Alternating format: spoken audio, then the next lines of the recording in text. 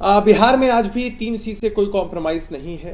नीतीश जी ने कानून के राज की स्थापना की। आप आम जनमानस में सर्वे कर ले, हम पूरी चुनौती देते हैं। किसी को भी आम जनमानस में कोई इस बात को लेकर कोई डर नहीं है। जहां भी आपराधिक घटनाएं घटती हैं, विश्व का कोई भी कोना नहीं है जो अपराध मुक्त हो।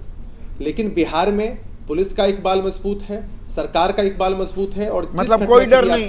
ये चिराग पासवान क्यों इतने डरे हुए घूम रहे हैं? डरे डरे सहमे सहमे। FIR भी दर्ज कराई है कि मुझे जान से मारने की धमकी दी गई है। केंद्रीय मंत्री डरा हुआ है, घबराया हुआ। आप कह रहे हैं आम बिहारी बिल्कुल बेखौफ, आराम से सुरक्षित महसूस कर रहा है। नहीं, हमने चिराग पासवान जी को खुले मंचों से कई बार सुना है कि मैं शेर का बेटा हूं, जंगल चीर कर निकलूंगा। तो हमें किसी भी हिसाब से नहीं लगता है कि चिराग पासवान जी किसी भी परिस्थिति में डरने वाले हैं या डरे हुए हैं। अब चले FIR कराई है ना, गलत जानकारी तो मैं नहीं दे रहा कि जान से मारने की धमकी मिली है।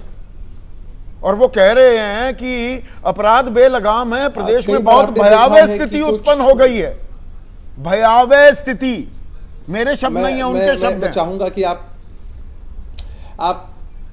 मैं चाहूंगा कि आप मुझे 1 मिनट का समय दें अनइंटरप्टेड, और मैं इस पूरे वाक्य पर अपना पक्ष स्पष्ट कर पाऊं। संदीप जी, ऐसा होता है कि हम जब गठबंधन में होते हैं तो सबकी कलेक्टिव रिस्पॉन्सिबिलिटी होती है। नीतीश कुमार जी कोई सकारात्मक फैसला करते हैं, पूरा गठबंधन, सभी पार्टियां उसका प्रचार प्रसार करती है और पूरे गठबंधन को उसका श्रेय जाता है। अगर सरकार के सामने और कोई चुनौती चली आती है, महत्वपूर्ण चुनौती होती है, तो हमें लगता है कि सबकी कलेक्टिव रिस्पॉन्सिबिलिटी होती है। रिस्पॉन्सिबिलिटी से पल्ला कोई झाड़ना चाहे तो झाड़ सकता है। चिराग पासवान एनडीए का हिस्सा है ना, सभी व्यक्ति की आजादी है। राज्य में भी हिस्सा है ना, केंद्र में तो एनडीए का हिस्सा है, वो आपके गठबंधन का हिस्सा है ना। मैं थोड़ा सा ऑन रिकॉर्ड ये चीज, नैतिक समर्थन राज्य में बाकायदा वो गठबंधन का हिस्सा है कि नहीं राज्य सरकार की? राज्य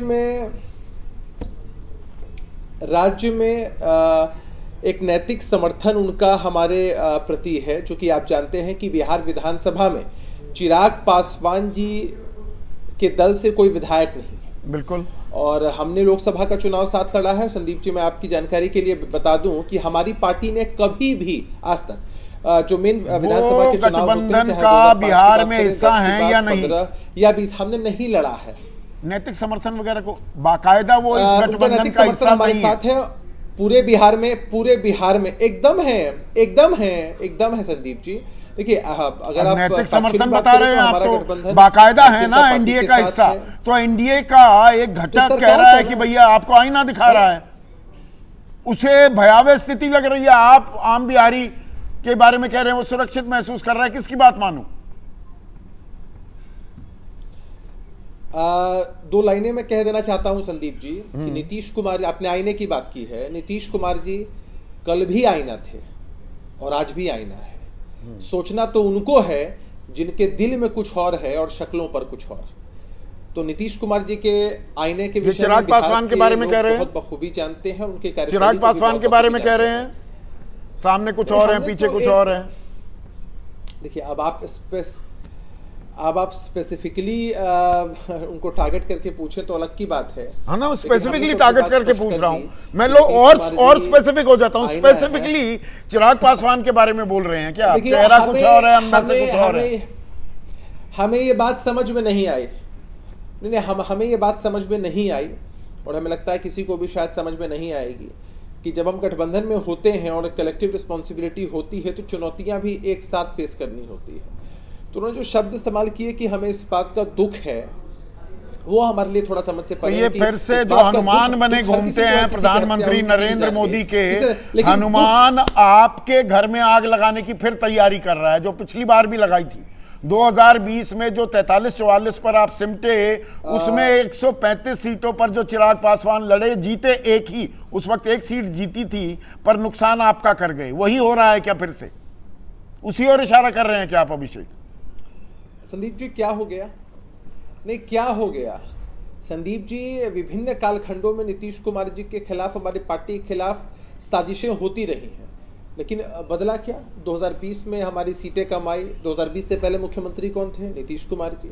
2020 में सीटें कम आने के बाद मुख्यमंत्री कौन बने? नीतीश कुमार जी।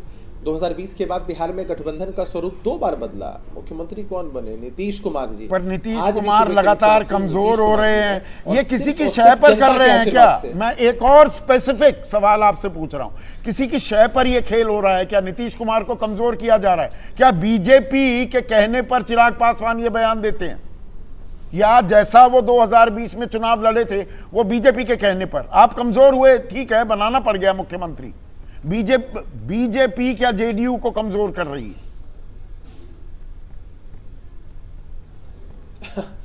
भारतीय जनता पार्टी से हमारा एक मजबूत गठबंधन है, लंबे समय से गठबंधन है। अन्य घटक दल तो उसमें अभी शामिल हुए हैं और गठबंधन है, मजबूत है, एकजुट है और ये साजिश वाली बात कहीं से सही नहीं है। दूसरा, आपने चिराग पासवान जी के संदर्भ में सवाल मुझसे पूछा, उनका जो बयान हमें समझ नहीं आया उस बाबत हमने आप तक जानकारी पहुंचा दी। हम ऐसा मानते हैं कि जब हम गठबंधन में होते हैं तो शरीर और दिल एक ही जगह होना चाहिए। शरीर कहीं और, दिल कहीं और, ये उचित नहीं होता है। तो चिराग पासवान जी के बयान का, चिराग पासवान का दिल कहाँ है? इस बात का दुख, शरीर तो आपके साथ है, दिल कहाँ है? सकते हैं दिल कहाँ भटक रहा है चिराग पासवान का? नहीं, हमने क्या कहा संदीप जी?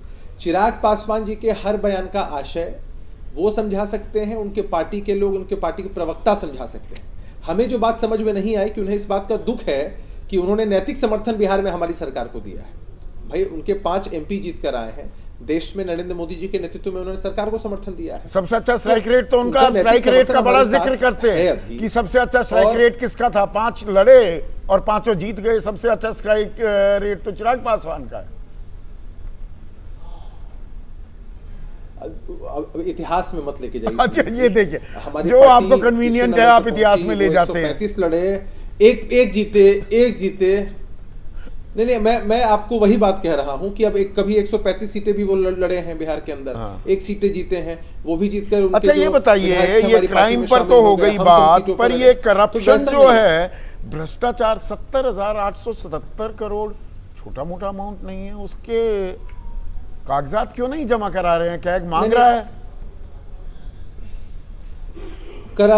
नहीं, मामला पूरा बिहार सरकार के संज्ञान में है। आप भी जानते हैं कि जो सरकारी प्रक्रियाएं होती हैं, बहुत सारे उसके कारण होते हैं, जिस वजह से यूटिलिटी सर्टिफिकेट यूसी जमा होने में कई बार विलंब हो जाता है। तो ऐसी परिस्थिति में जब यूसी जनरेट सबमिट नहीं हुआ है, ये 31 मार्च 2024 सवा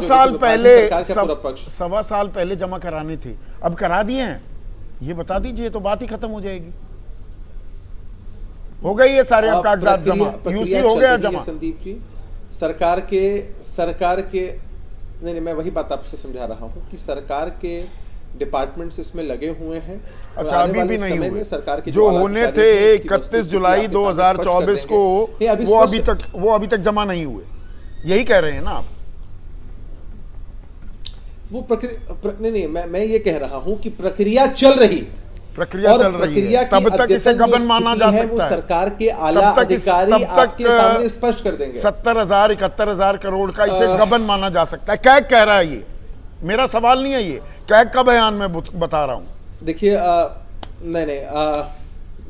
मैं वही बात आपके सामने स्पष्ट कर दूं कि किसी खर्च का हिसाब जमा नहीं कर पाने की परिस्थिति में तो हमें क्या अगर कह रहा है तो किए भी हैं कि नहीं किए, हमें क्या पता। गढ़ा जा रहा है विपक्ष के द्वारा वो, अरे भाई, कुछ चीजों को किसी पर आरोप लगते हैं संदीप जी, तो हमारे देश के संविधान के हिसाब से 1,76,000 करोड़ का लगा था ना, यू वेंट टू टाउन। पूरा मतलब यूपीए सरकार का की छवि मटिया मेट हो गई थी। बाद में पता लगा 1 करोड़ का भी नुकसान नहीं हुआ।